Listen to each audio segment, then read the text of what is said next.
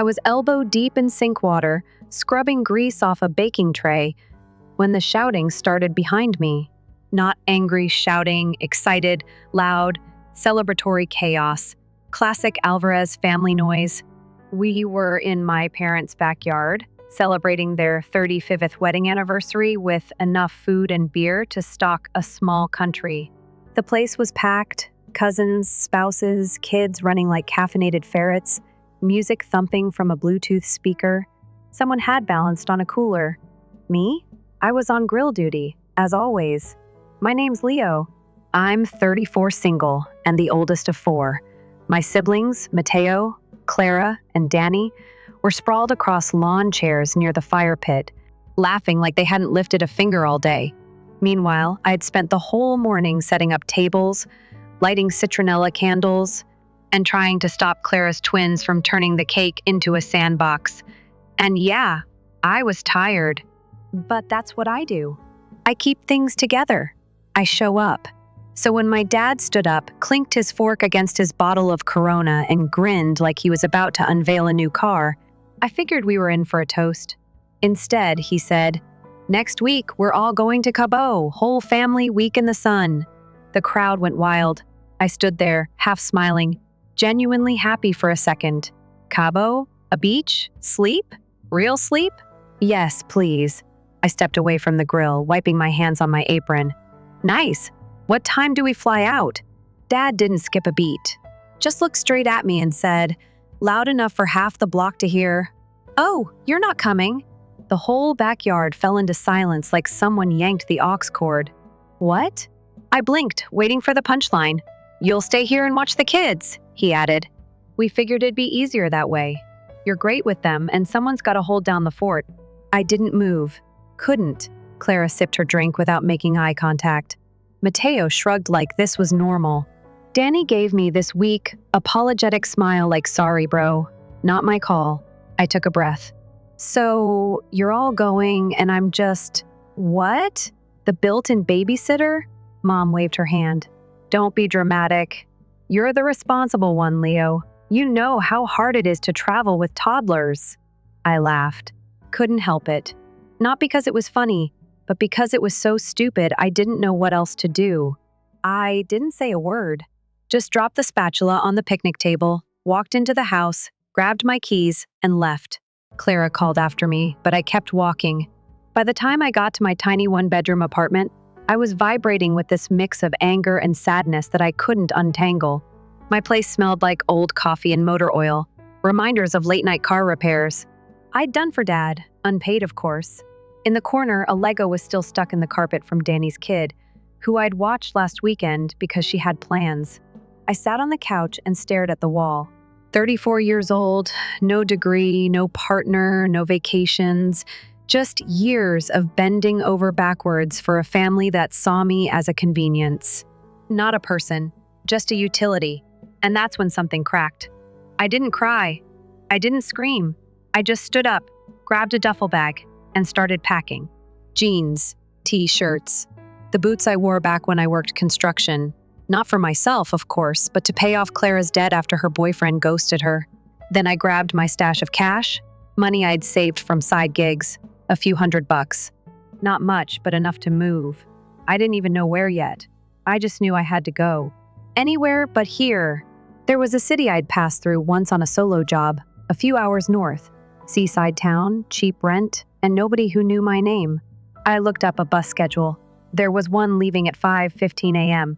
I thought about calling Danny's daughter, Mira. She's 17 and the only one in the family who's ever really seen me. But I knew if I called, she'd cry. Or worse, she'd try to stop me. I couldn't afford to be talked down. At 4:30, I walked to the bus station, duffel slung over my shoulder, hoodie up, heart pounding. The streets were dark quiet.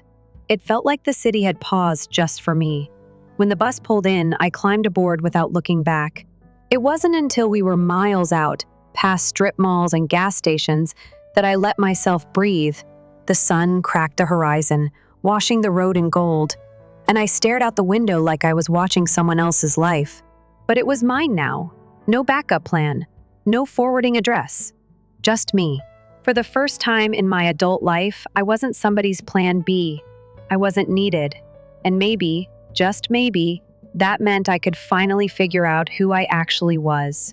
The bus pulled into the station just as the sun started climbing. Pale light spilled across the concrete, making the whole place look tired. Same as me. I stepped off, duffel on my shoulder, and looked around at my new world. Salt hung in the air. Somewhere nearby, a horn from a fishing boat blared like a wake-up call. This place smelled like rust, seaweed, and oil, and weirdly, it felt like freedom. I didn't know anyone here. No one expected me to fix a broken faucet or babysit for free. I wasn't Big Brother Leo or the family handyman. I was just a guy with an old bag and no clue what came next. I found a room over a dive bar a few blocks from the harbor. $40 a night, cash only. The landlord didn't ask questions. Just handed me a key with duct tape wrapped around it and grunted, "Don't break stuff." It wasn't pretty. A thin mattress on the floor, a window that didn't shut all the way, and a sink that made a noise like it was dying every time I turned the handle. But it was mine. For the first time, my space was mine. I sat on that mattress for a while, staring at the cracked ceiling, wondering if I'd lost my mind. Leaving everything behind without a plan? Most people would call that reckless. But when your entire life has been built around holding everyone else's weight, walking away feels like the only thing that isn't crazy. Later that afternoon, I headed out to find work. My cash stash wasn't going to last more than a week, and pride wasn't going to keep me fed. There was this little diner tucked between a pawn shop and a tattoo parlor, right by the docks. Murphy's, the sign said, though most of the letters were missing. I walked in, asked if they were hiring. The manager, a wiry guy with a cigarette dangling from his lip, looked me up and down and said, "You know how to pour coffee and not piss people off?" "Yeah," I said. "I've been doing both for years." He tossed me an apron and nodded toward the back. "Start now." Lunch rush is coming. It was chaos. Fishermen with calloused hands barking for black coffee. Delivery guys on tight schedules cussing about missing eggs. My first shift, I spilled orange juice on a guy who looked like he ate bricks for breakfast. But I pushed through, screwed up, fixed it, kept moving. No one cared about my past. No one knew I was the guy who once drove 5 hours to fix Clara's brakes at midnight or slept on a hospital floor when Dad needed surgery. Here, I was just Leo, the new guy who messed up orders but tried hard. And weirdly, that was enough. By day 4, I had a rhythm. Wake up, work the breakfast rush, nap during the lull, wander the docks in the evenings.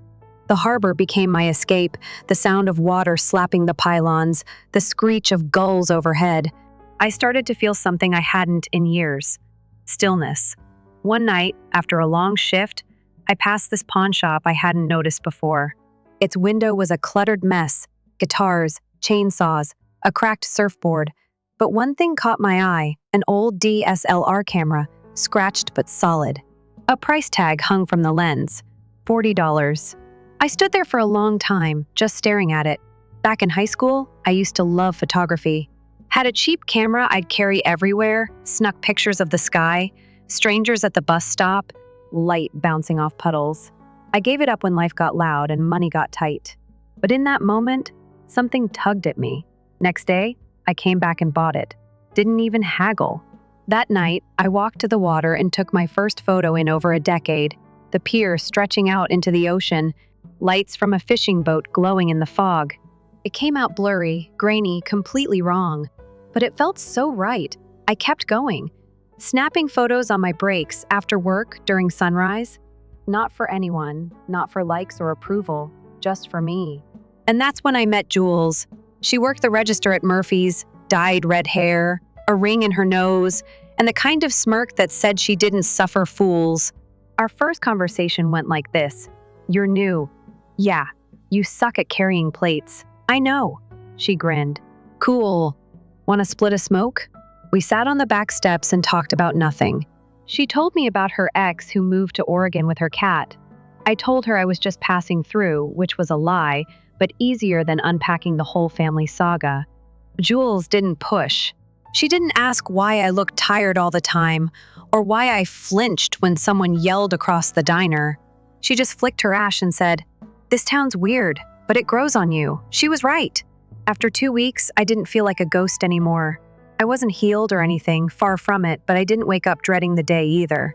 And then, out of nowhere, my phone buzzed. I hadn't heard from anyone back home since I left. Not a single call, not even a passive-aggressive group text from Mom. But the name on the screen stopped me cold, Mira. I hesitated. My thumb hovered over the answer button for way too long. Then I picked up, "Uncle Leo?" Her voice was soft. "Where are you?" I closed my eyes. "Hey, kiddo. I'm figuring things out. You didn't say goodbye." My chest clenched. "I know, I didn't know how." She was quiet for a second. "Then they're mad. But I miss you." I sat on the back steps of Murphy's, phone warm against my ear, salt in the air. I didn't know what to say. Apologies felt hollow. Promises felt too big. "I miss you too," I finally said. But I couldn't keep doing what I was doing. I was falling apart. "I get it," she whispered. "I really do." We talked for another minute before she had to go. "They're planning Cabo again," she added before hanging up, this time with a sitter. "Clara's paying for it." I smirked. "Figures." After she hung up, I just sat there, phone in hand, watching the sun dip below the horizon. The sky lit up orange and pink, and I grabbed the camera, snapping a few shots. The shutter click echoed in the silence. It wasn't much, but it was mine. 3 weeks in, and I'd started to forget what day it was. That was a good thing. At Murphy's, I knew when it was Friday only because the fishermen ordered double bacon and stronger coffee. Jules said it was their good luck ritual before sailing out for the weekend catch. Superstitions like that made me smile in a weird way. These guys had built their own little system, their own rhythm, and somehow I was starting to find mine too. I still had the same room above the bar, still shook with bass every night, still smelled like stale beer and sea air. But it wasn't just a place I slept in anymore. I'd bought a little lamp from a thrift shop, nailed a photo I'd taken of the harbor up on the wall. It was crooked, but I left it that way. Some nights, I'd walk the boardwalk after work, camera in hand, snapping anything that caught my eye. Seagulls fighting over fries, street musicians jamming like it was Carnegie Hall, a couple slow dancing barefoot on the beach. It wasn't polished, but it was life. And for once, I wasn't watching it from the sidelines. Paul, the guy who ran the free photography class Jules dragged me to, said I had instinct. "Most people look for perfect," he told me. "You're chasing real. That's rare." That hit me harder than I expected, because I'd spent most of my life trying to be perfect, reliable. The guy who picked up the pieces showed up early, never complained, and it got me. What? A one-way ticket to being forgotten. But this? A camera, a job, and the silence of no one expecting anything from me? This was freedom. I still thought about Mira, though. Her voice stuck with me, soft, sad. She'd always been more observant than the rest of them. Sometimes I imagined her sitting on the couch back home, watching everyone argue about sunscreen and seating charts while wondering if I'd call. I didn't. Not yet. But I kept the photo of her and me at her 15th birthday, the one she made me take on her old Polaroid tucked in my wallet. Felt like a compass I didn't know how to use. Then, out of nowhere, Dad called. Again. I was wiping down the counter during closing shift, Jules off somewhere chatting with a guy who sold smoked fish out of a cooler. When my phone lit up with his name, I froze. I let it ring. Then it rang again. This time I picked up. "Leo." Just my name. "No hello, no how are you, yeah?" He sighed. "We're going to Cabo. Actually leaving this time. Clara's got a sitter. Trips paid for." I thought, maybe you'd want to come. The way he said it, like he was doing me a favor. Like I should be grateful. I swallowed the words boiling up. "Why now?" He paused. "You've made your point." That was it. No apology, no acknowledgement, just, "You've made your point." I laughed, low and bitter. "This isn't a game, Dad. I didn't leave to prove anything. I left because you all made it clear I wasn't family unless I was useful. That's not fair, isn't it?" He didn't answer. Just muttered something about how the tickets were non-refundable. "Hope you have a great trip," I said and hung up. My hands were shaking. Not from rage, not like the night I walked out. This was different. Like something had officially snapped.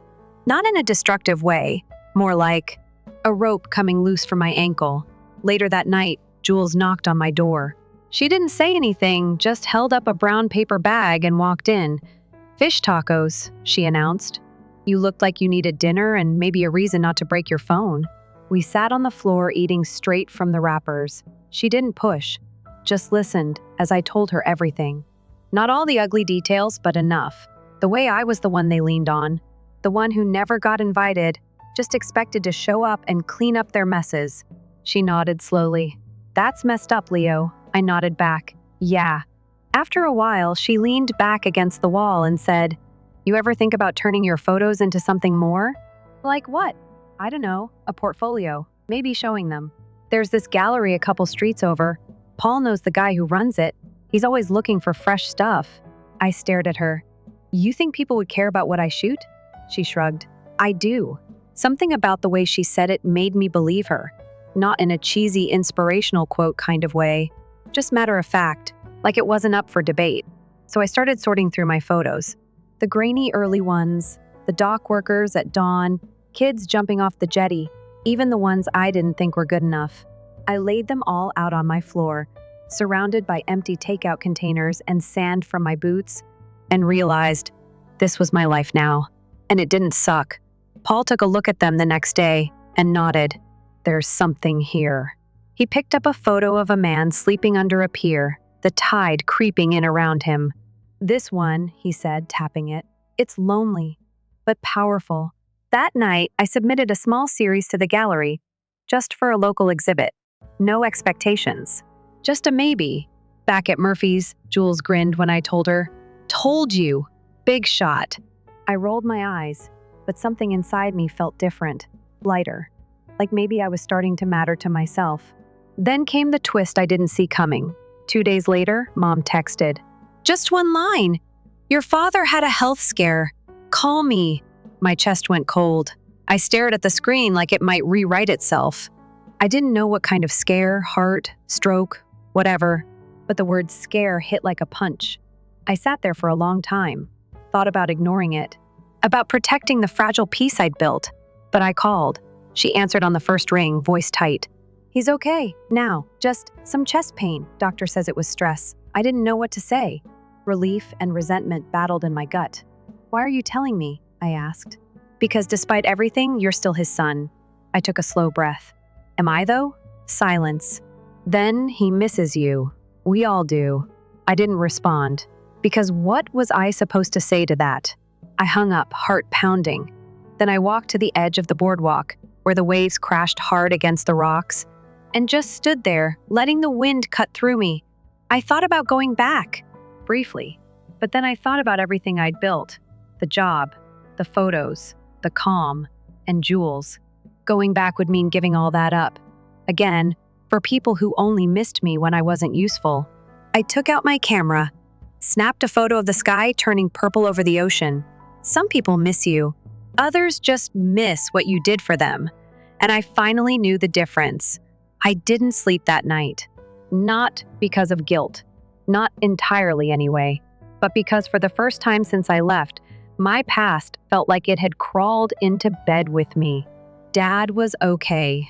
Not great, not dying, just scared, maybe for the first time in his life. And that made me feel weird. Not pity, not forgiveness, just off balance. Like the ground under me had shifted again just when I was starting to trust it. Jules found me at the docks the next morning, camera in hand, eyes puffy from no sleep. She didn't say anything at first. Just stood beside me, looking out at the gray water. "They called again?" she finally asked. I nodded. "He's fine." "Mom says they miss me." Jules gave me this side glance, skeptical. "You believe that?" I thought about it, then shook my head. "I think they miss the version of me that was always available." "Yeah," she said quietly. "That checks out." We stood there for a while. The wind kicked up hard enough to sting. A boat groaned in the harbor as workers tossed ice into a cooler the size of a bathtub. It wasn't some epic realization moment. It was quieter than that. Just me finally understanding I didn't owe anyone my ruin just because we shared blood. Back at Murphy's, the diner felt more like home than any kitchen I'd ever scrubbed floors in. The regulars had started remembering my name. A couple of them even asked about my photography after Jules slipped a print into the corkboard above the register. The photo she picked was of an old man staring out at the sea, his fishing net draped over his shoulder like a memory. Paul had called it quiet power. I thought it looked like exhaustion, but maybe those are the same thing when you've lived long enough. That night, after closing, Jules handed me a folded flyer. Galleries doing another exhibit. Local artists. Paul said your submission made an impression. He's pushing for you to be featured again. I blinked. Me? You? I took the flyer, stared at the date like it might change. 2 weeks away. Theme was roots and wings. Fitting. I thought about saying no, not because I didn't want it, but because that old voice in my head still whispered, "You're not that guy. You don't belong there." But I was getting better at shutting that voice up. So I nodded. "I'll do it." Jules grinned. "Damn right you will." I spent the next few days shooting like a man possessed. I'd wake before sunrise, follow the fishermen, snap kids racing seagulls across the sand, find quiet moments in alleyways and neon signs. I didn't think about home, or at least, I didn't let it own me. Until Mira texted again. "Grandpa's talking about you a lot. Wants to see you. I think he's scared." That hit different, not because I was ready to rush back, but because she was the only one who had never tried to guilt me. Her words were just that, words. No traps, no strings. I typed out a reply, deleted it, typed again. "I miss you too. I'm doing better, but I'm not ready to come back. I hope you understand," she responded almost instantly. "I do. Simple, kind, no pressure. Just like her."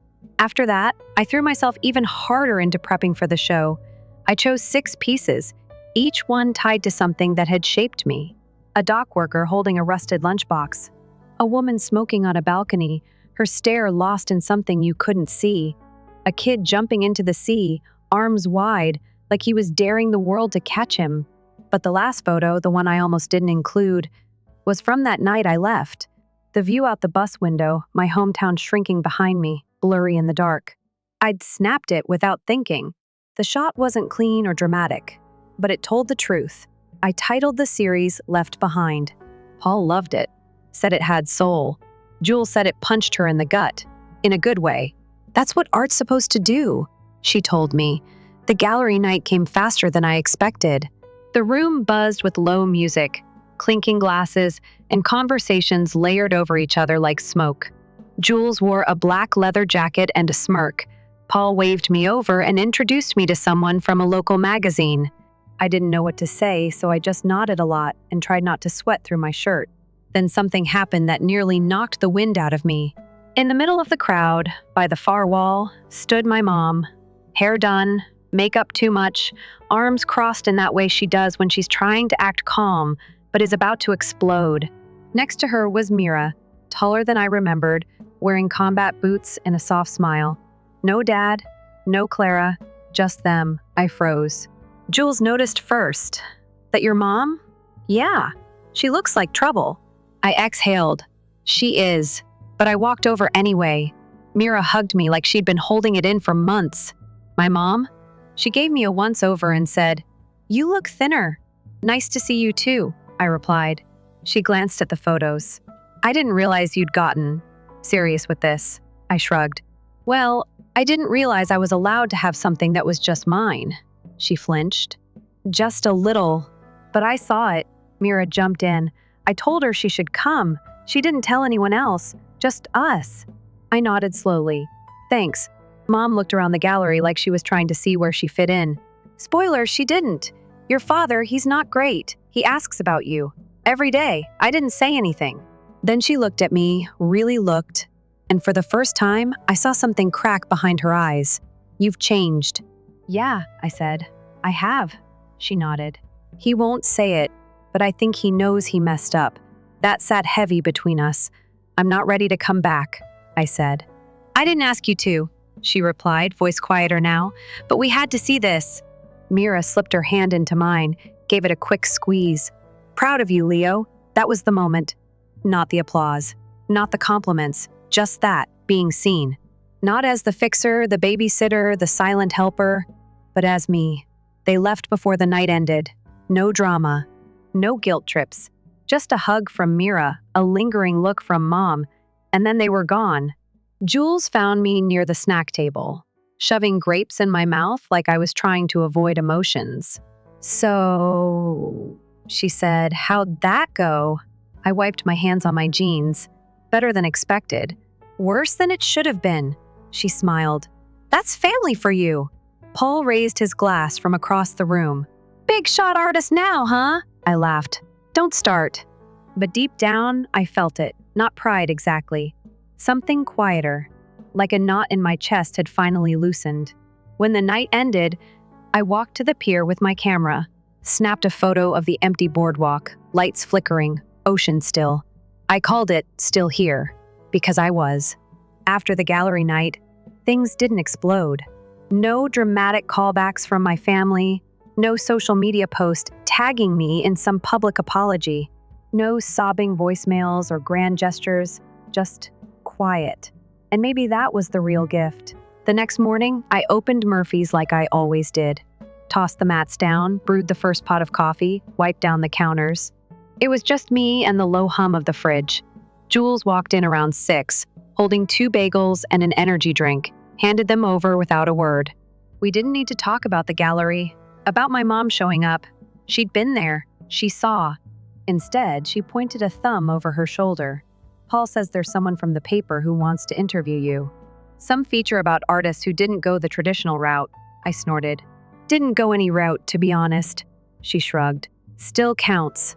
I didn't answer, just nodded, feeling the usual flutter of imposter syndrome brush the edges of my ribs like a moth trying to get out. But things were different now. I still questioned myself. I mean, who doesn't? But the questions weren't stopping me anymore. That night after work, I walked the boardwalk. No camera this time, just me. The waves were calm, the sky was a thick, dark blue, and for once, I wasn't trying to capture anything. I was just watching. It's funny, when you stop constantly needing to prove something, the world gets quieter. Not silent, just clearer. And in that stillness, things start to show themselves. A week passed, then another. I worked. I shot. I started helping Paul teach the beginners class on Tuesday nights. Jules started sneaking my photos into frames and hanging them in the diner. She called it ambush curation. The city didn't change, but I did. And then, one Thursday afternoon, I got a message from Clara. Not a phone call, just a text. "Hey, Dad's not doing so great. He's asking for you." That was it. No guilt bombs, no pleas, just the facts. I stared at the screen for a long time. The text felt like a stone in my palm. Heavy, simple, hard to ignore. I didn't respond right away. I didn't know if I could. I walked to the water again, like I always did when the thoughts got loud. The tide was low. A line of shells marked where the sea had pulled back, revealing everything it had been holding in. I sat on the cold sand, legs crossed, watching a heron hunt in the shallows. It moved slow, precise, patient. Nothing about it screamed or rushed, and somehow that made it feel stronger. And I thought about my dad. Not the version that barked orders, or the one who told me I wasn't part of the family, but the one who used to carry me on his shoulders through the flea market. The man who taught me how to change brake pads on a car older than me. The guy who, when I was 11, sat next to me on a hospital cot all night because I'd broken my arm falling out of a tree. Those memories don't erase the damage, but they exist, and I couldn't pretend they didn't. So I made a decision, not to go crawling back, not to undo the boundaries I'd built, but to show up as me. No longer the fixer, no longer the fallback plan, just Leo, no mask, no guilt. I called Clara first.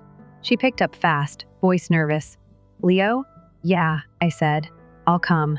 But just for a visit. No drama, no family ambushes." She let out a breath. "Okay, I promise. I bought a one-way bus ticket for Sunday."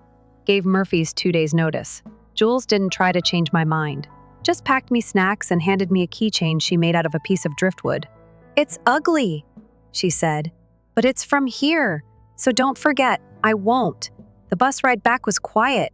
Just me and an old man 2 rows down who coughed like a diesel engine every 5 minutes.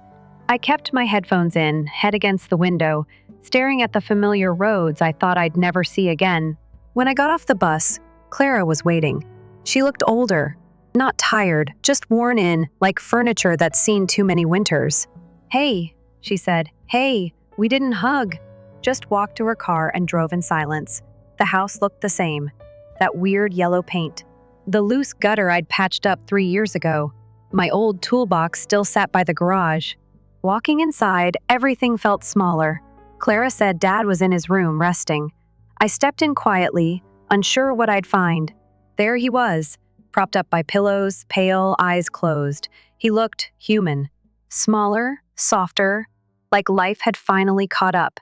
When he opened his eyes and saw me, he didn't say anything at first.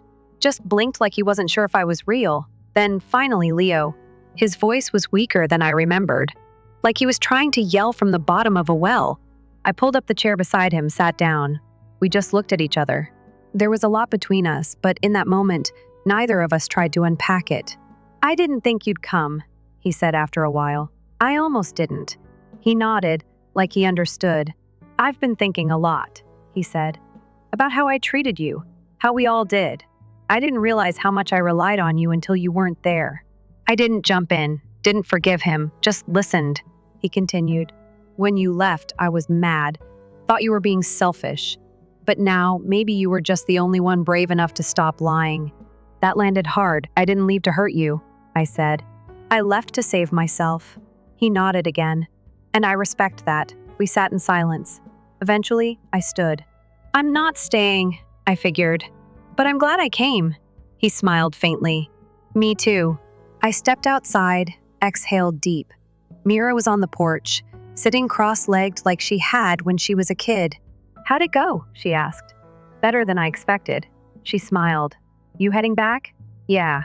In the morning, she reached into her pocket, pulled out a photo. It was one I'd mailed her, a shot of a lone seagull perched on a buoy, wings spread. She'd taped it to the back of her phone case. "You're doing good, Uncle Leo." That meant everything. That night, I stayed in a motel. Didn't want to sleep under that roof again. Some lines don't need to be redrawn, just left where they are. When I got back to the city, Jules was waiting at the diner, 2 coffees in hand, her smirk locked and loaded. "You look like someone who just faced a ghost," she said. I nodded. "I did. And?" "I didn't run." She handed me my cup. "Good. Now clock in. The grill's on fire." I didn't talk much on the ride back. Not because I was upset, but because there wasn't anything left to say. Not to myself, not to anyone. I'd gone, I'd seen, and I'd said what needed saying. That was enough. The bus rumbled back through the hills and empty fields, retracing the path I'd taken months earlier. Only this time, I didn't feel like I was escaping. I wasn't running. I was returning to something I'd chosen. When we rolled into the city, the air felt different. Saltier. Lighter. I stepped off the bus and walked down the familiar street, bags slung over one shoulder. The buildings leaned like old friends, the wind pushing at my back like it knew where I was going. Jules was behind the counter at Murphy's, talking with Paul about some art walk happening in the spring. She looked up when I came in, and her face didn't shift into surprise or concern. Just a grin. "You made it," she said. "I always was," I replied. She slid a coffee across the counter without asking. I took a sip and nodded. Still the same bitter roast. Still too hot. Still perfect.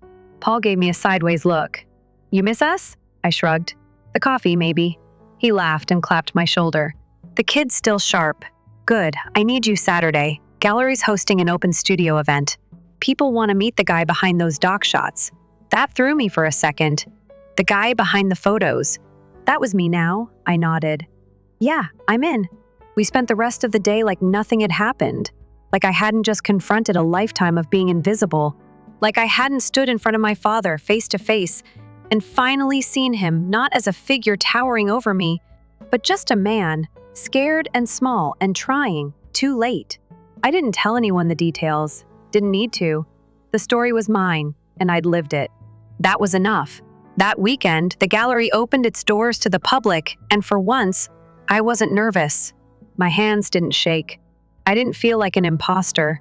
I just stood there, camera slung over my shoulder, and talked to strangers about light, timing, waiting for a shot to speak before taking it. People asked thoughtful questions. A man told me one of my photos reminded him of his father. A woman said my work made her miss her brother, who used to fish at dawn. It caught me off guard, how connected we all were, how a single image could say what words never could. Midway through the day, Jules leaned in and whispered, "Someone just offered to buy the whole series." I blinked. What? Whole thing? Wants to hang it in a community center by the waterfront. Said it felt like them. Said it felt true. That word, true, hit me in the chest. I nodded slowly. Tell them yes. After the show, we sat by the water. The tide was high, moonlight rippling across the waves like a soft drum beat. Jules had her boots kicked off, toes in the sand. "You changed," she said quietly. "Yeah, but you didn't lose anything." I thought about that, about who I'd been when I arrived. Tired, angry, used up. I hadn't lost that version of myself. I'd outgrown him. Like old skin, still part of me, but no longer what held me together. I kept the pieces that mattered, I said. She smiled. Good, because you're kind of okay now. I nudged her shoulder. Wow, the highest of compliments. A week later, I got another text from Mira. Dad's doing better. He's asking less about you, more about how to make things right with everyone. I smiled at the screen. Typed back, good, but tell him not to rush. Some things take time. Some things take space. He's trying, she replied. No pressure from me, just thought you should know, and that was the difference. They weren't dragging me back. They were learning how to let me be. Spring came faster than I expected. The days got longer, the tourists returned, and the boardwalk filled with noise again. Murphy's was slammed most weekends. I worked double shifts but didn't mind. Photography picked up too. Paul helped me sell a few prints to a bookstore across town. Jules started a tiny side hustle selling postcards made from my photos. She called it Leo's Lens. I rolled my eyes but secretly loved it. I started saving, not for escape this time, for possibility. I didn't know what was next exactly. Maybe a full exhibit, maybe a trip, just to shoot somewhere new, not to disappear. For once, the unknown didn't scare me. And then one night, sitting alone at the docks, camera in hand, I saw it. The perfect shot. A father and daughter standing at the edge of the pier. He held her hand as she reached down to touch the water with her fingertips. The sun was melting behind them, a golden curtain falling on their silhouettes. I lifted my camera. Click. It was quiet. It was enough.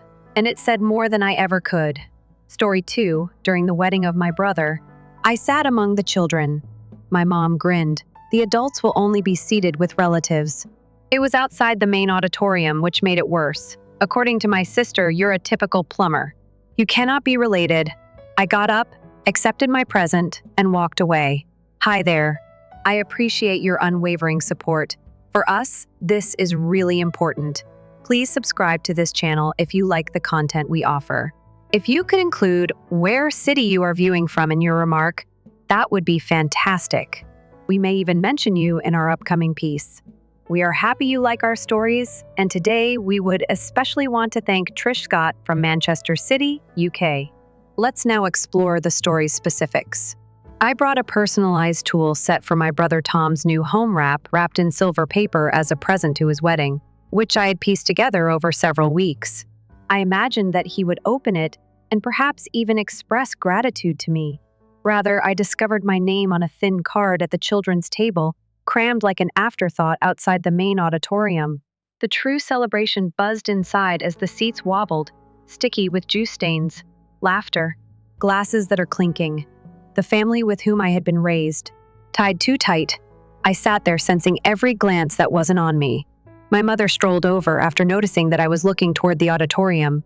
Her smile was as piercing as a knife, she added, her voice brimming with the old snobbery she had developed over the years. Only family will sit with the adults. She improved herself over me by adjusting her pearls in that way. A man who made his life by repairing pipes. Heat rises in my chest as I clasp the gift in my lap, but I say nothing. I had always been cut down by her, ever since I picked up a wrench rather than a degree from college. My sister Ellen then added her voice. With a smile that stopped short of her eyes, she leaned across the table. "Jake, you're just a regular plumber," she remarked, enough to make the children laugh. "You cannot be related." The word family was a powerful blow. I had been dragging tools through muck to keep a roof over my head for years, demonstrating that I was more than their punching bag. However, I remained the odd one out to her and them. Something inside of me exploded as the children laughed more. I didn't shout, didn't cause any commotion. I just grabbed the toolkit and stood with the chair scraping behind me. When I said, "Fine," my fingers trembled, but my voice remained steady. As I took each step toward the exit, the noise level in the theater decreased, heavier than the previous one. The gentle, half-hearted weight was broken by my father's words. "Jake." I didn't turn around. He had never defended me before, not when Ellen made fun of me or when Mom scoffed. Now, why would he? When I pushed through the double doors, the present pounded on my leg. Outside, under the light of the theater, the parking lot extended vacant. My truck was unlocked. Silver paper crinkled as if it were taunting me, and an ancient, battered object that slid inside the tool set and smelt of rust and labor dropped on the passenger seat. The wedding music was still audible to me. Cheers. As if I had never been a part of that environment. My knuckles were white as I held onto the wheel. I had thrown everything at them. Time, devotion, even that fucking present. They had also pushed me and the children out. I was finished. My name was barely audible over the roar when I turned on the engine. Perhaps Dad once more. Perhaps not. It made no difference. They laughed behind my back while I fixed their leaks and chased their approval for 30 years. Not anymore. I wasn't interrupting them. Not quite yet. However, I vowed never to set foot in their world ever again. The venue's lights were in the back view as the vehicle moved forward, its tires crunching dirt. Yes, that present remained unopened. Like their opportunity to do this right. Ahead, the roadway was silent and black. It's being carved by my headlights. I refrained from crying. No leaks come from plumbers. Out of sight. However, my chest ached. I saw a flicker of Mom's smile. Ellen's remarks reverberated like an unpleasant melody. To them, I was nothing. No one? A grease smear? All right. Give them the impression that I'd create something they can't ignore. Something more significant than their trivial tables. Under me, the road buzzed, and I felt liberated for the first time. From needing them, not from them. When I arrived at my flat, it was a little space with a sagging couch. I had already decided. I threw the instrument on a shelf. Glistening in the little light is silver. Retaliation wasn't the point. Then no, it has to do with me. With a wrench in hand, I would stand up for myself and let them choke on their own words. Their party was the wedding, however, my life was like this. I removed my shoes, the quiet that descended upon me, and was aware that I would never again plead for a seat. On that couch I lay, gazing up at the ceiling, repeating everything. The exit, the smirks, and the table. A part of me wanted to return and show that I could handle it. However, that portion was little and dwindling. I moved the line they drew out of their circle and into another one. It began here, but I wasn't sure what it was yet. By themselves. With a present they would never merit. In my pocket, the vehicle key weighed heavily. A reminder that I might leave anything behind. Even them. The morning following Tom's wedding, I woke up with a headache and an unquenchable fire. I had a messy flat. Bills heaped, tools strewn. I didn't care though. After grabbing my wrench and putting on my work boots, I headed out. The first task was fixing a leaking sink at a restaurant. The sort of job where the rent was barely covered. I quickly repaired my shirt after smearing it while crawling beneath the counter grease. The proprietor thanked me with a grunt, gave me $40, and left. My life was like that. No applause and perspiration from pipes. Weeks passed and I continued to move. My hands had always been good. Ever since I was 10 years old and my dad showed me how to tighten a faucet. He used to call me intelligent and ruffle my hair. He just saw Ellen and Mom sabotage me now. I dismissed the recollection, concentrating on the tasks. Here we have a blocked drain and a broken water heater. Neither my last name nor my seat at a wedding mattered to their clientele. Every time, I showed up because they cared. Nights were not the same. After work, I would scribble thoughts in a notepad while enjoying a drink on the sagging couch. I was no longer only a plumber. The plumber was my dream job. I was unable to see the people in the trade jackets. Not after that evening. I began reading about startups and hustling in inexpensive business paperbacks from the library. I had terrible penmanship. However, the plans expanded. Better equipment, larger tasks, and maybe even a team. Mom's smile gave me energy. I'd make her pay for that cliche.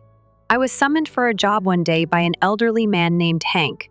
Before I was even born, he had been repairing pipes. The hands twisted like the roots of trees. The main line in his store had exploded, filling the floor with water. I waited inside, located the crack, and cleaned it. He then offered me a chipped mock and coffee.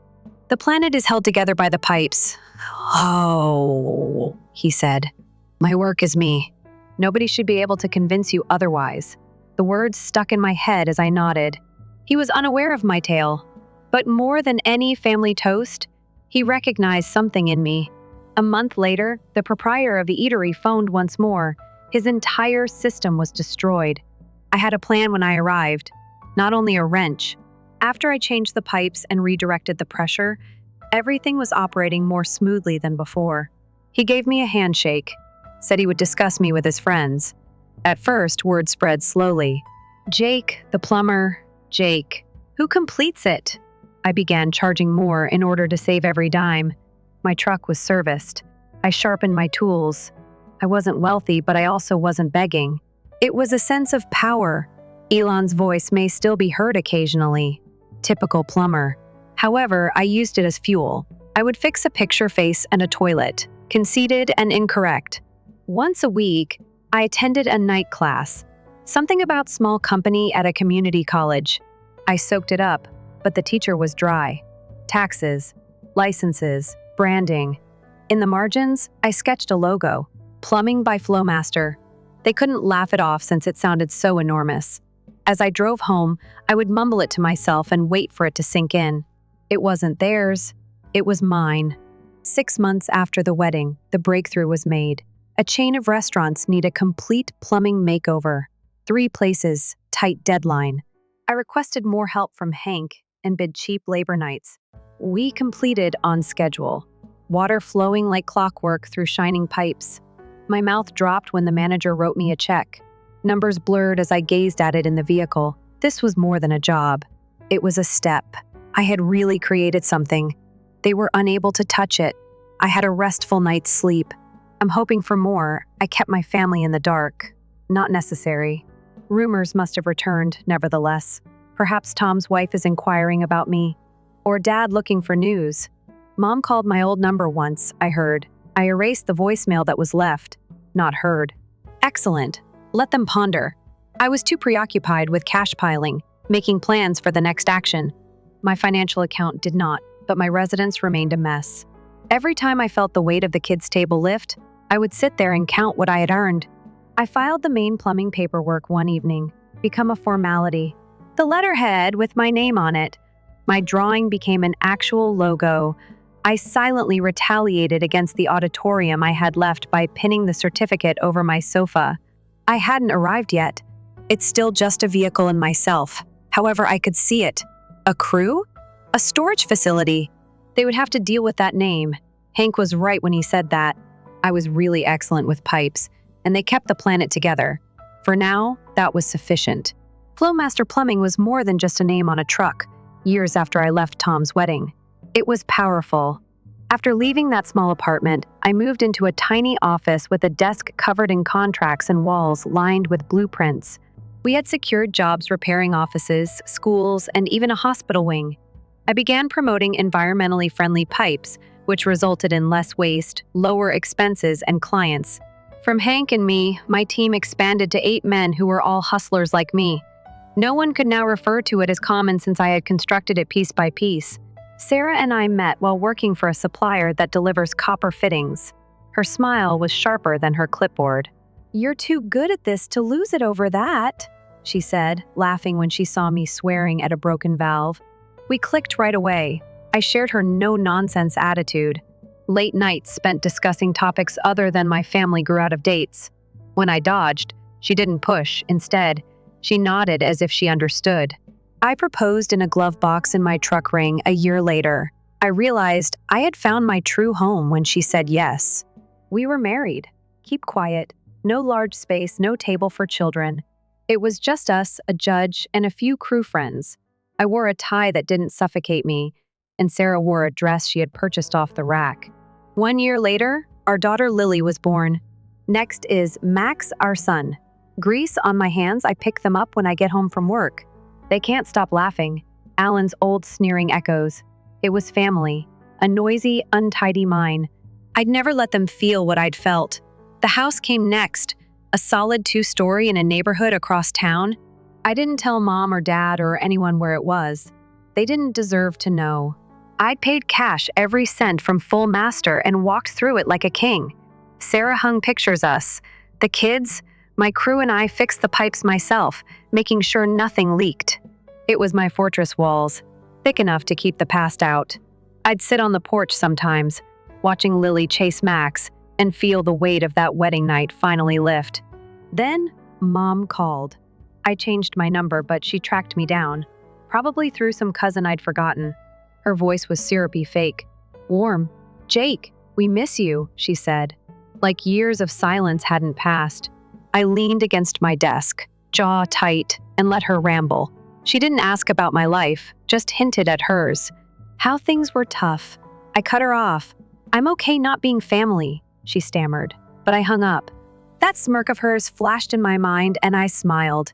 She didn't own me anymore. They kept trying. Ellen sent a text once short, demanding, "Call me." I didn't. Dad left a voicemail, his voice shaky, asking how I was. I deleted it. Then Mom called again, older this time. "We could use some help." "Jake, money's tight." I laughed, cold and quick as the adults. I said, "Same as always." She was silent, then clicked off. I envisioned her face astonished, maybe furious, and felt nothing but relief. They'd erected their cage. I wasn't unlocking it.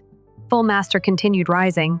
We secured a city contract, new pipes for a housing complex, beating out bigger corporations. I'd stroll the site's hard hat on, yelling instructions, and see my reflection in a glass. A man who'd made it.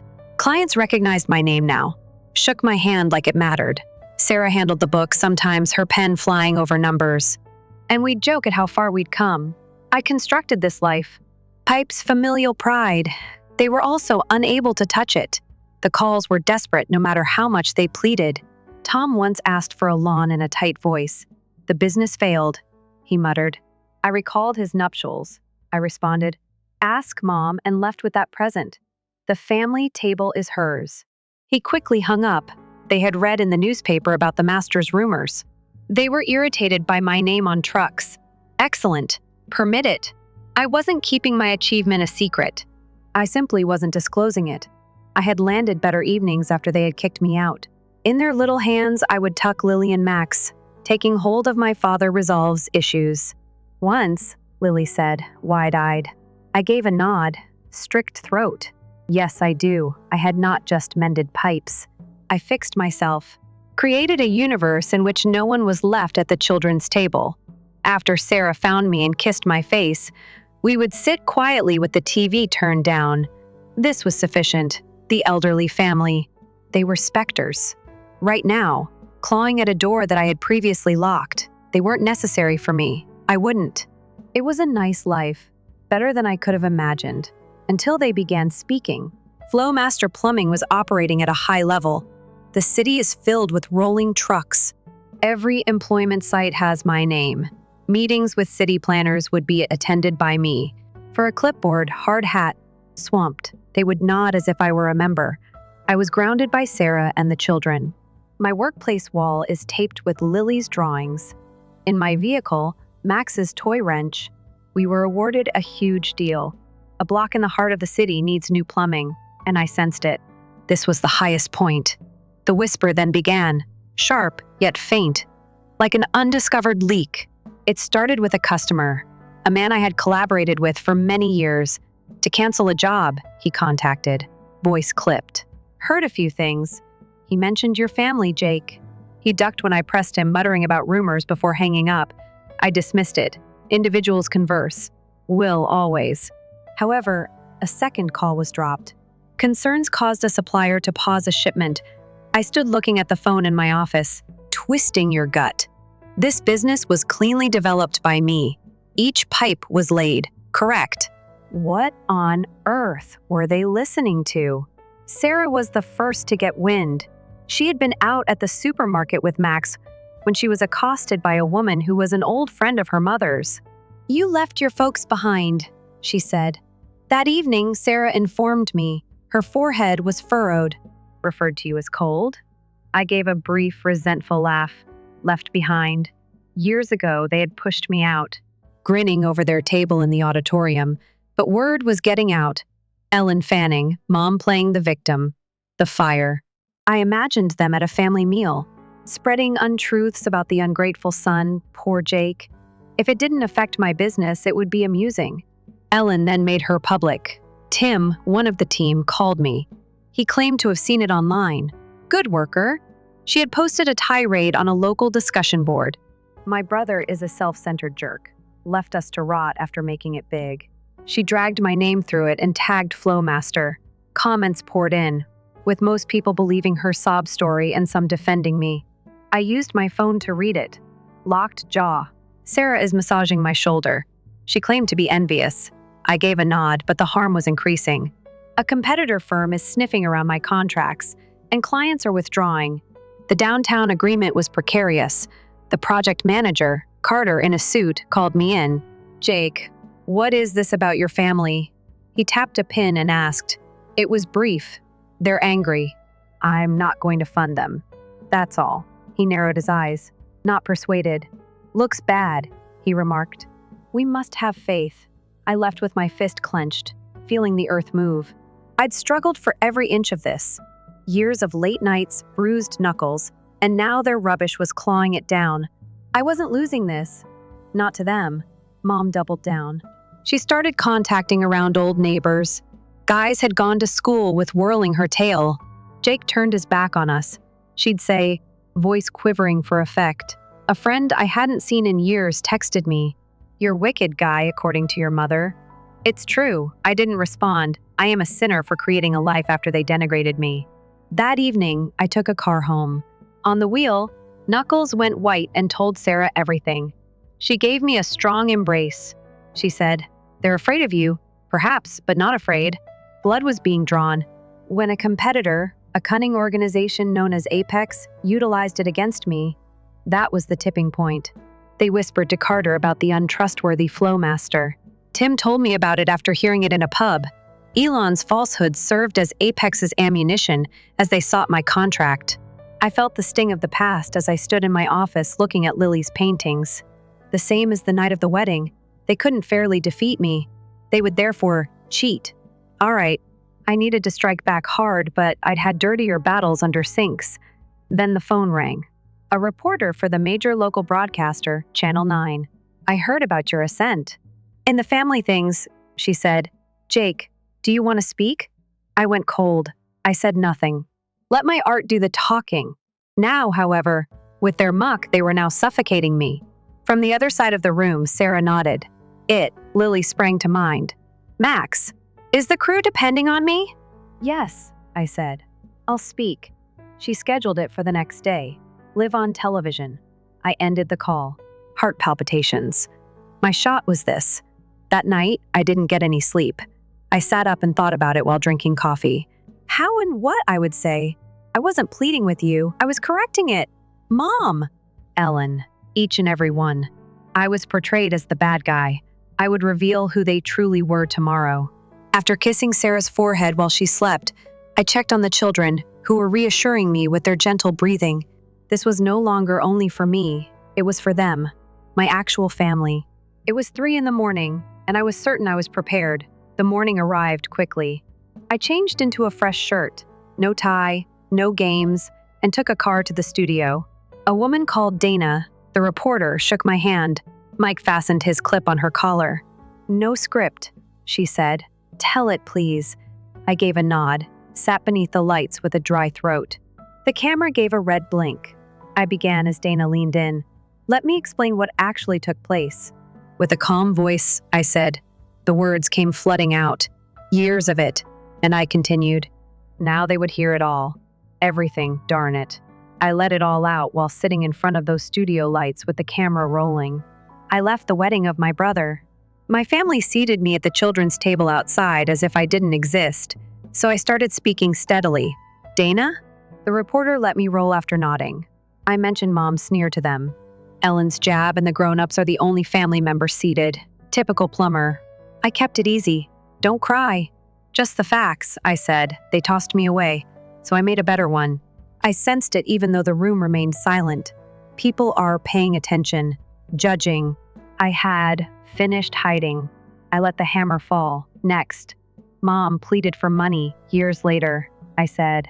I needed some tools, so I begged her for $50. "No," she answered, laughing. She now desired thousands. Dana's eyes grew wide, but I continued. Ellen accused me of abandoning them and labeled me a jerk on the internet. Actually, they were the ones that left me first.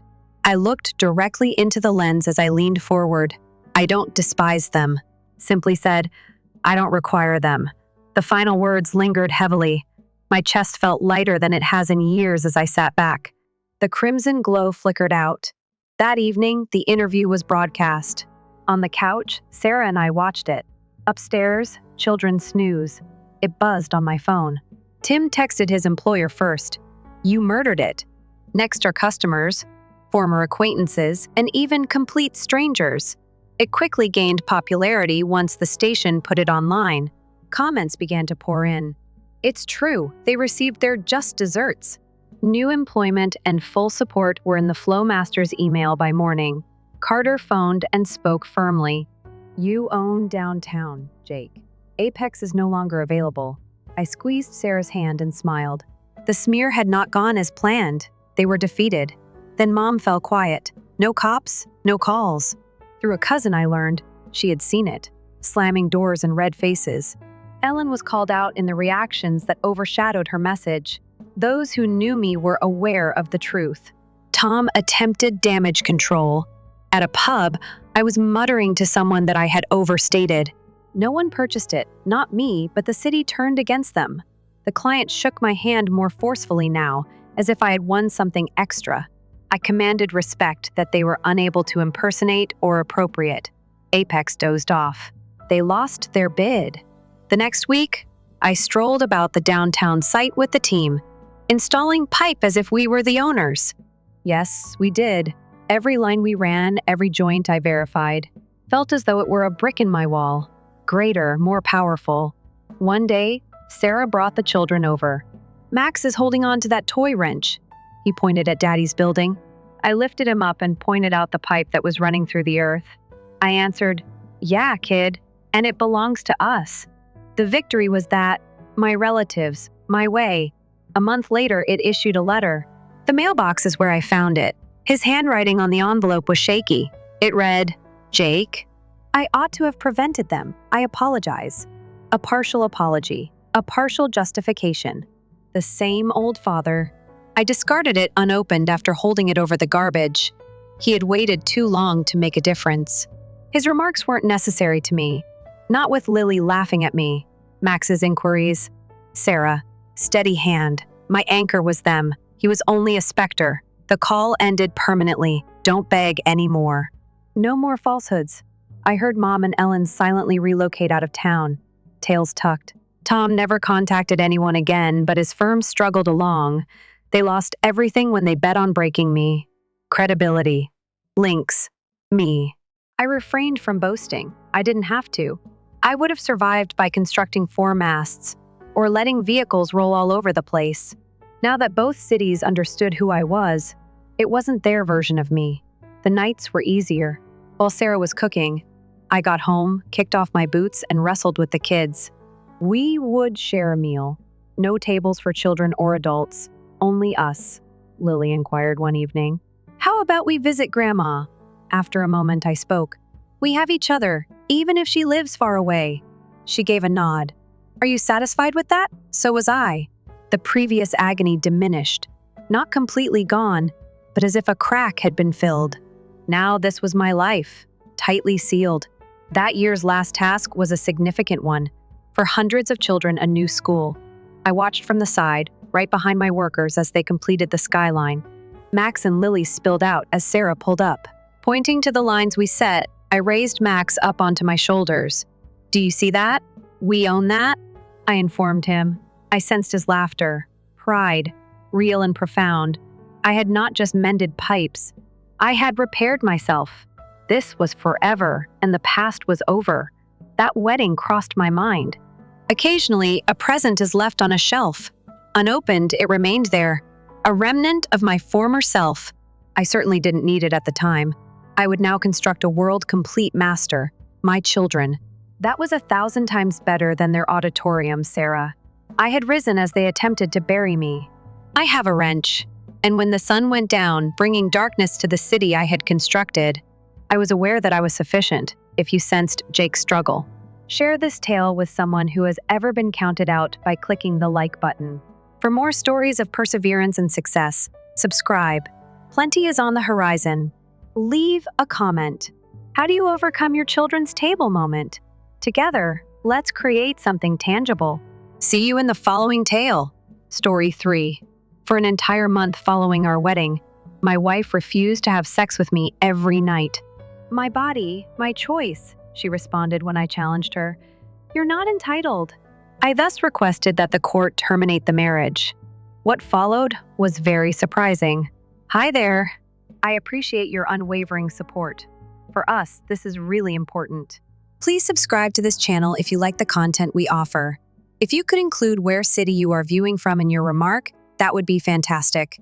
We may even mention you in our upcoming piece. We are happy you like our stories, and today we would especially want to thank Jennifer King from West Sussex, UK. Let's now explore the story's specifics. At the altar, I stood. My hands are sweating. My heart pounded as if it were trying to escape. Elena had the ideal appearance. Her curves were cradled by her white dress. Her eyes met mine as if I were the only guy left, and her grin brightened the entire space. Every minute of the 2 years I'd known her had culminated in this, the day of our wedding. My best man, my brother Mark, smiled and gave me an elbow. "Dan, you're a lucky bastard," he said. It was loud enough to make those in the front row laugh. I grinned back, thinking it was true. The vows were simple, a kiss that tasted like Hope Seal's promises forever. I would have left if I had known then what I know now, a month later. That's right. The event was a haze of laughing and toasts. "I always been the older brother with everything," Mark said in a slurred tone after stealing the microphone. People chuckled. I gave him a back pat. I danced with Elena, her body shuts. She whispered in my ear. I believed it to be the beginning of something genuine. We staggered inside our new house that evening. Now it's our place, mine. Happy, yet exhausted. Anticipating the intimacy we had developed over months of dating, I reached for her. She abruptly and sharply withdrew. She responded, "Not tonight, Daniel."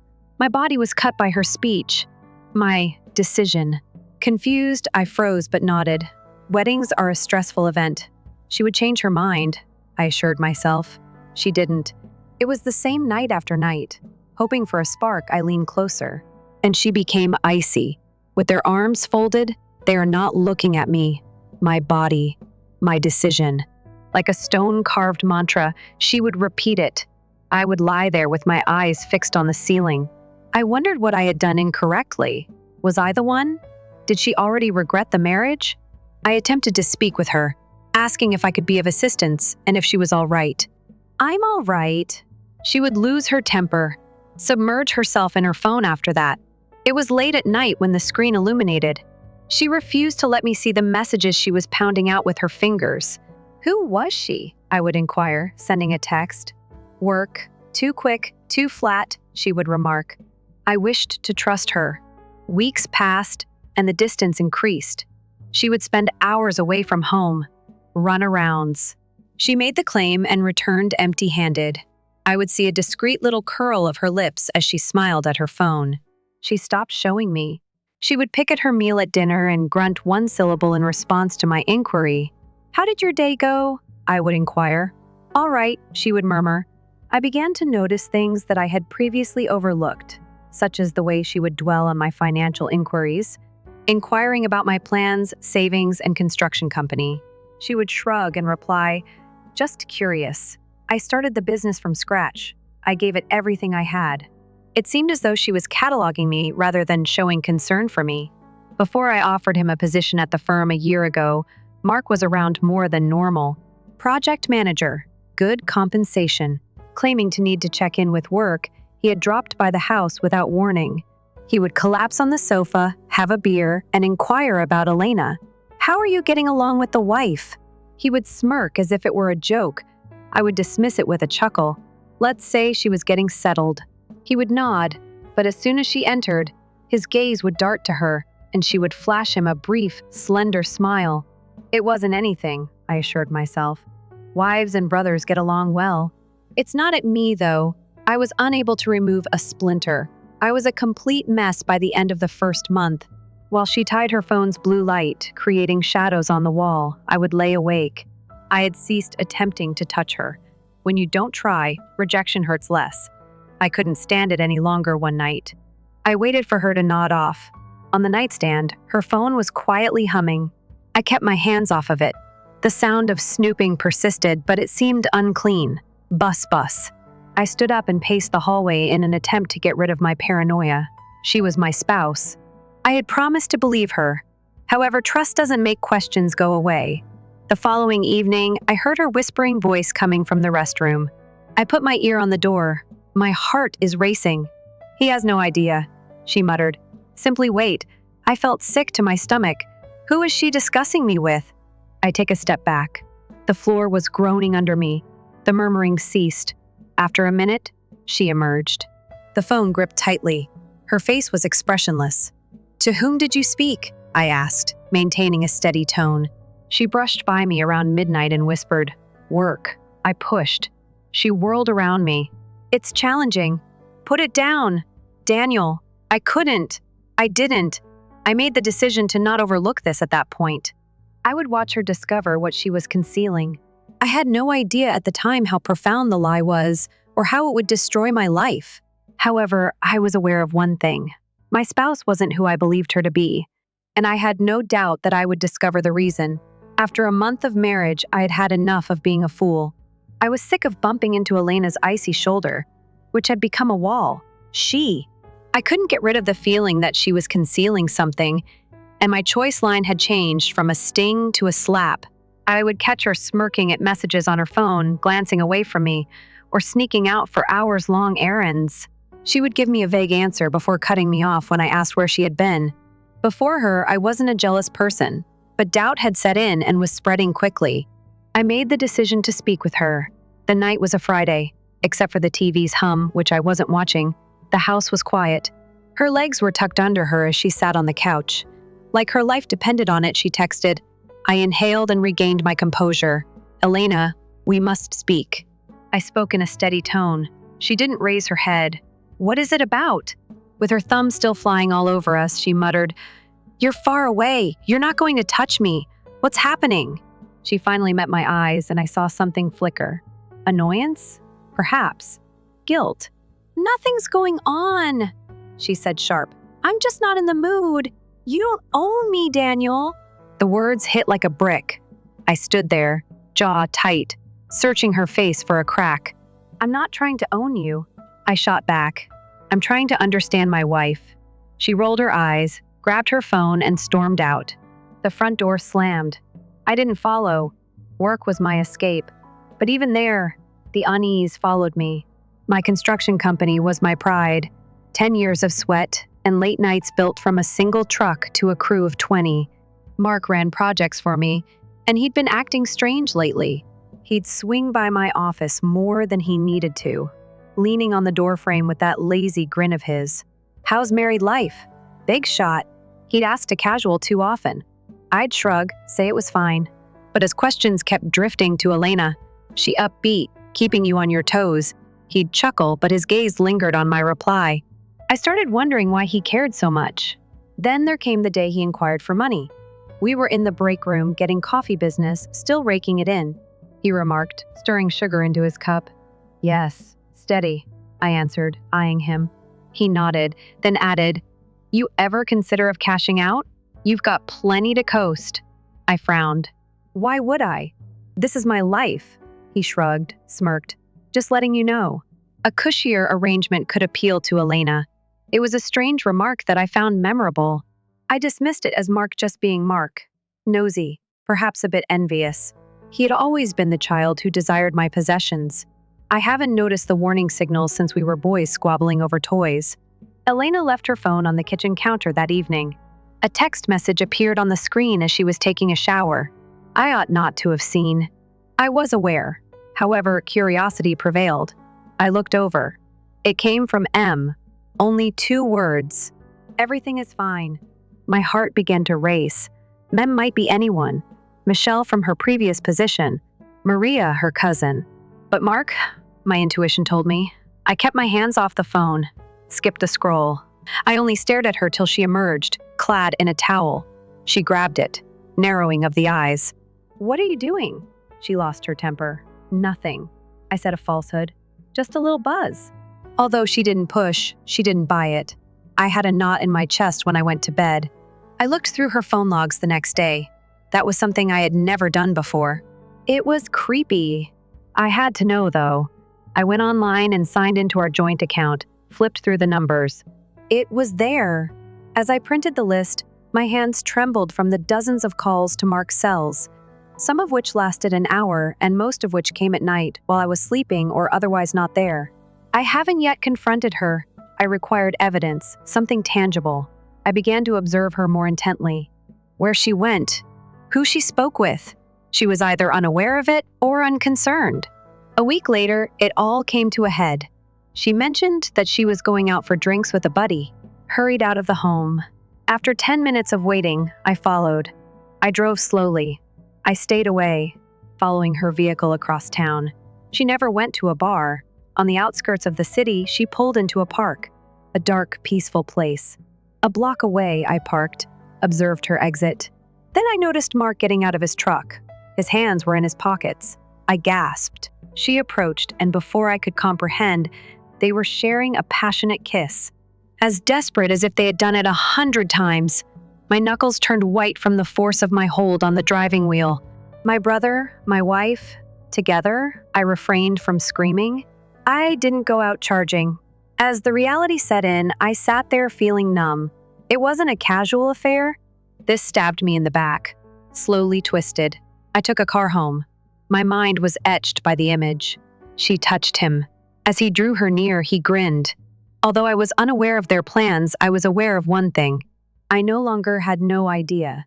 They were also going to feel bad about underestimating me. Something inside of me broke when I saw Elena and Mark together in that park.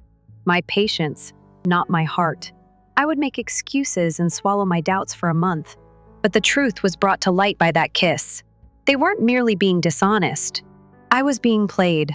That night, my mind racing, my hands steady on the wheel, I drove home. I didn't shout or cry. I became concentrated. They didn't know me at all if they believed I would roll over. I got to work digging the following morning. When I sneaked out to my office, Elena was still sleeping. I already had the phone logs. She and Mark spoke on the phone for hours. I had been in the adjacent room for a while. I took out bank statements. Next, withdrawals that I hadn't made were visible in my account. First small, then larger. Connected with her credit card. She had been embezzling money and hiding her activities with hazy receipts. I discovered texts that synchronized with our cloud backup from several months ago. Mark gave her one. Before the wedding, they went on a date. He's loaded. Put it out there. Another one from her. What I can, I'll have. I felt sick to my stomach. It was not a case of love gone bad. It was a scam. I dialed Greg, my attorney. He had drafted the prenuptial agreement I had demanded that afternoon. Elena had unwillingly signed it. I was kidding. I didn't believe her. Turns out I'd been correct. I want an annulment, I told Greg, setting out the affair and the money trail. She married me on false pretenses. It's fraud. He didn't flinch. We have a case. Give me everything, he said. Pictures and text, evidence. Over the following 2 days, I collected it. Elena left her phone unlocked, so I took a photo of the screen. A heart emoji is shining next to Mark's name. A man I hired told them. I got more pictures of the meeting. Like a jigsaw I hoped I had never solved, every piece fit together perfectly. When I stopped talking, Elena realized something was wrong. I didn't go up against her. Why should I tip my hand? She would see me looking. Find out what's wrong. I give a shrug. Keep quiet. She became jittery and began preparing for a weekend trip. I gave her the impression she had time. The day I submitted my application, the papers were served to her at home by Greg. I wasn't present. She didn't have to pretend to cry for me to notice it. She yelled at me. This is not possible. I ended the call. The next day, she filed a countersuit for alimony, arguing that I had coerced her into marriage and that she was entitled to half of my business. Very brave of a lie. Work had become a minefield. On Monday, Mark appeared as if nothing had happened. He tossed a clipboard on my desk as he walked into my office. He smiled and continued, I got those side updates for you. I gave him a glance. The youngster, my younger brother. I spotted a stranger and got out of danger a dozen times. You've been let go. Flat, I said. His smile disappeared. What? I heard you. Leave now. He stumbled. Dan, hurry up. What's going on here? I leaned near as I stood. You were with her when I saw you. Gather your belongings. You're finished. His face became hot, then pale. It isn't what you believe. He began. I interrupted him. Keep it for a kind person. After gathering his belongings, he departed, muttering obscenities. That weekend, the true repercussions happened at Mom's house. She had asked me to supper, referred to it as family time. I ought to have been more aware. Elena and Mark were seated at the table as if I had interrupted their dinner when I went in. Mom came running over. They clasped hands. Daniel, this needs to be fixed, she remarked, her voice shaking. They filled me in on everything. It was an error. It was just fun that went too far. I looked first at her and then at them. Elena refused to look at me. Mark grinned as though he had won. Have fun. Slow, I said, stealing from me. I'm screwing my wife. Is that how you define fun? Mom winced. He is your sibling, she begged. Pardon him. I let forth a harsh, acrid chuckle. My brother is not him. In her, he is a leech. I poked Elena with a finger. She has never loved me and is a gold digger. Elena, quit talking. That is untrue. Mark took hold of her arm and drew her away. Fake calm, he continued. Let's talk this out, Dan. I loomed above him as I moved forward. You're not allowed to speak. I don't give you anything. Not my cash. I don't trust it. Not my name. I look at my mother. Are you choosing him over me? All right. You're also out. She let out a gasp. I didn't stop, though. I left. Behind me, their voices faded. The court date arrived quickly.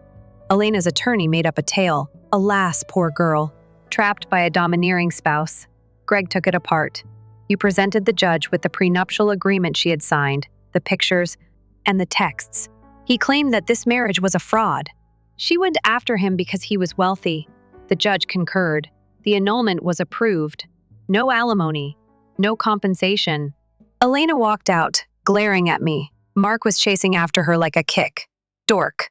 I didn't experience victory. Not quite yet. I felt liberated yet also empty. I sat by myself at my home that evening. Now our home. Mine once more. Though loud, the stillness was mine. They were defeated. I had prevailed. It wasn't over, though. Elena was someone I knew. She gives it a try. Mark, too.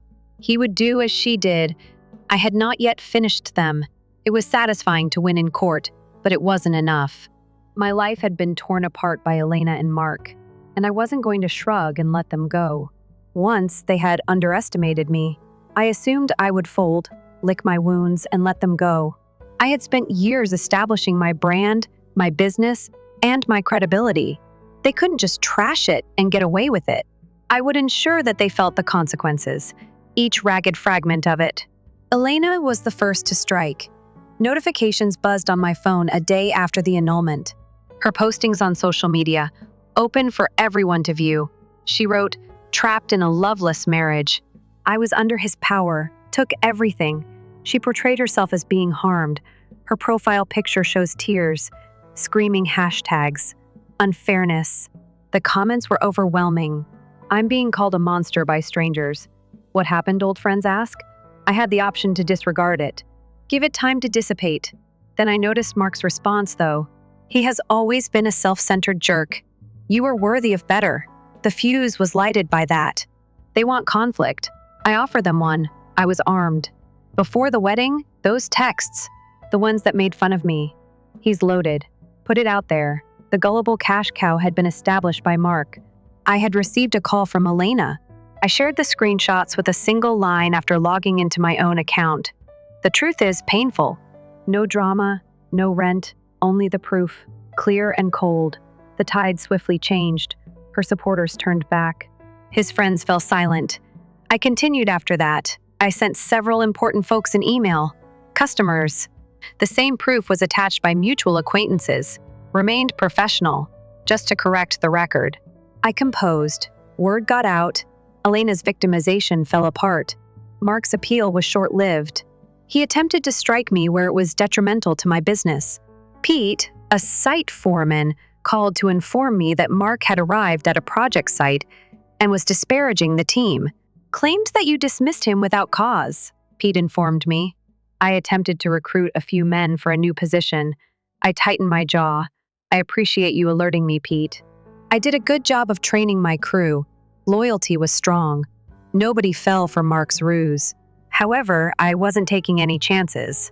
My office manager, Sarah, took charge. I had known her for 5 years. As sharp as a sword, she also didn't like Mark. Leave it to me, she said. She gave our suppliers a tip. Let his actions be known. No one in the town would touch him for employment by the end of the week. He was radioactive. Then followed the family turmoil. A week following the court decision, Mom pulled her prank. I received a text message. Dinner at my house, 6 p.m. We must speak. I nearly declined, but I was drawn there by curiosity. It was an ambush when I entered. Mark and Elena at the table. Like a worried referee, Mom hovered. Daniel, have a seat. Her voice was quiet as she said, This is something we can resolve. I remained upright. What should be fixed? They're letting me down. Elena spoke out. You're going overboard. It wasn't intimate. Mark gave a nod. Adorable eyes. Dan, we made a mistake. Let's get over it. I glanced at my mother, hoping she would support me. She didn't. They apologize, she added. He is your sibling. Silently, I lost it. Even the deepest apologies cannot restore a year's worth of falsehoods. My brother is not him. In her, he is a thief. I gestured to Elena. We were all tricked by a user named She. Mom started crying. This family is being torn apart by you. I take a step toward you. Speak quietly. That's what they did. All you're doing is taking their side. Mark got up. Man, hurry up. I interrupted him. Don't. I don't care about you anymore. I looked at my mother. When you discover your son's true identity, give me a call. Their protests reverberated behind me as I departed. Back home, that was the last time I visited her home. When I took stock, my business was doing well. Clients remained loyal to me. Profits remained stable. Sarah kept everything going. Even quietly brought me coffee one morning. You're doing well, supervisor. I nodded, appreciative of her. The battle was far from done, though. Elena had stopped posting. Mark had given up on finding a job. However, I was familiar with them. They would reorganize and attempt a desperate move. I remained vigilant, monitored my accounts every day, and secured my life more tightly than before. Then, late one evening, it arrived. Elena texted me on my phone.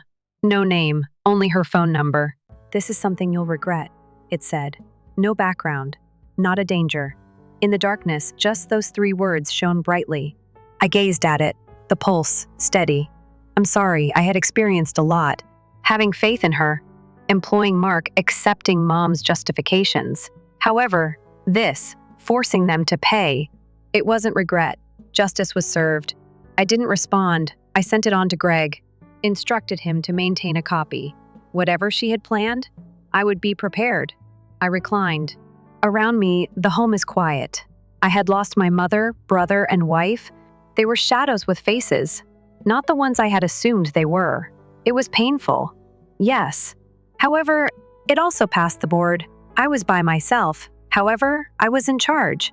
And they would never again take away my control. Elena texted.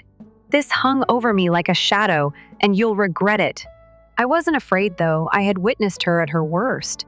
Mark's knife was felt in my back. I was still standing, too. I would take on everything she had left. I had been the mark in their game for far too long. I was the one making decisions now.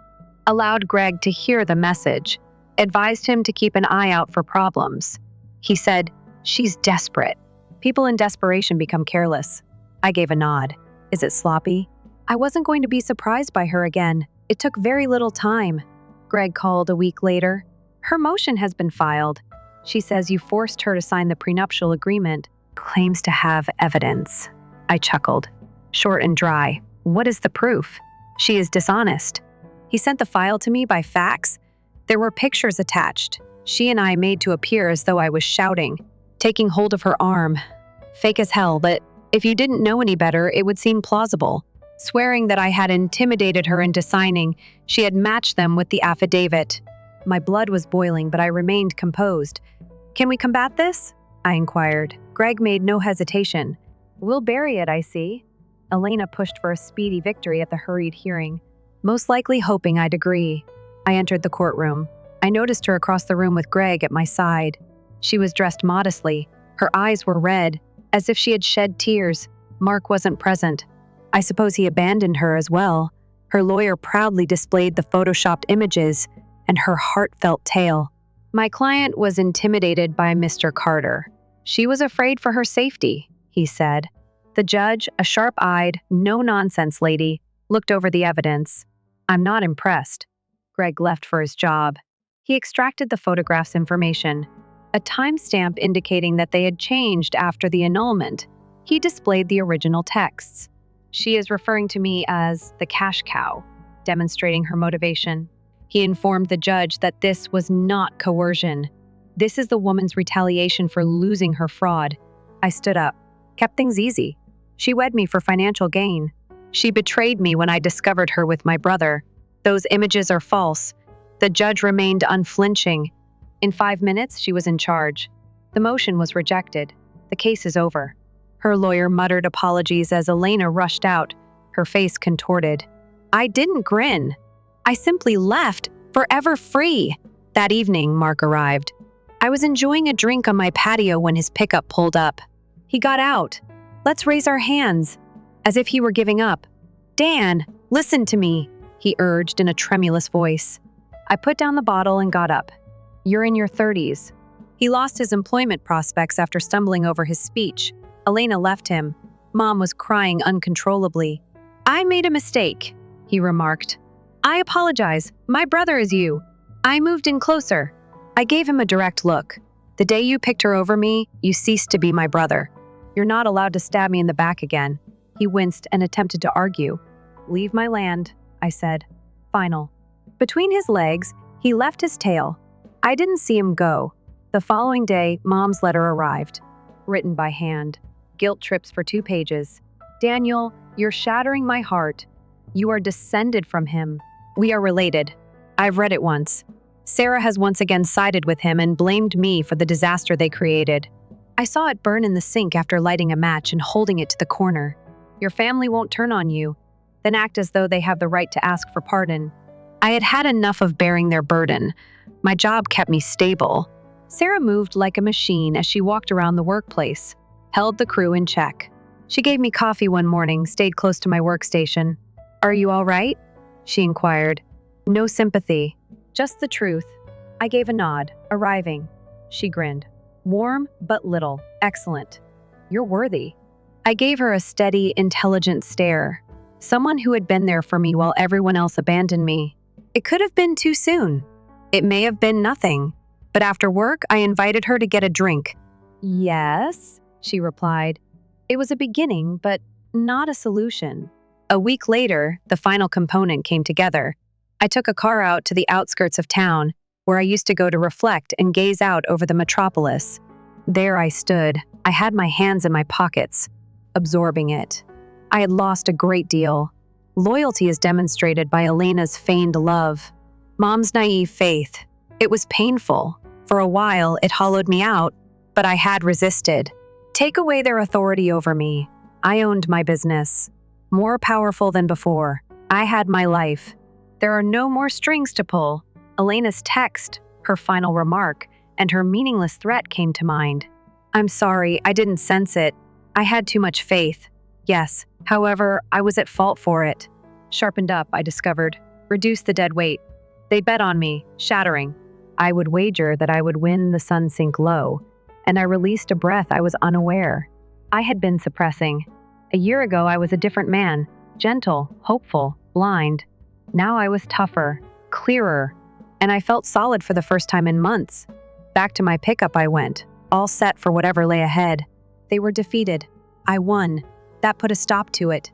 Please press the like button and leave a comment if Daniel's struggle made you shiver.